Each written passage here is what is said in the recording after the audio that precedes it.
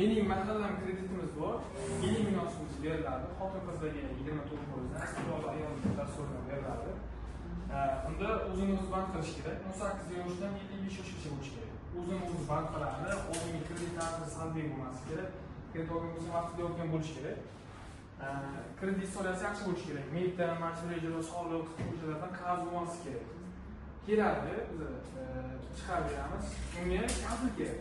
Kafil 3 shaxs kafilligi bilan qo'yaveramiz. 3 shaxs kafilligi ishlaydigan odam bo'lishi kerak. Ishlaydigan odam bo'lsa, masalan, ishlaydigan odam kafil bo'lyapti-ku, ishlaydigan odamni qarz yukiga qaradi. Masalan, 5 million oylik bo'lsa, unga 50 million so'mcha beriladi. 5 million so'm oylik bo'lsa, oyligini 50% o'zini xarajatlariga teng bo'lishi kerak, 50% o'zi kreditga teng bo'lishi kerak. Ayollarga 24%, erkaklarga 25% dan boshlanadi. 1 yilga 25%, 3 yil 26%, 4 yil 5 yil 27% beriladi erkaklarga.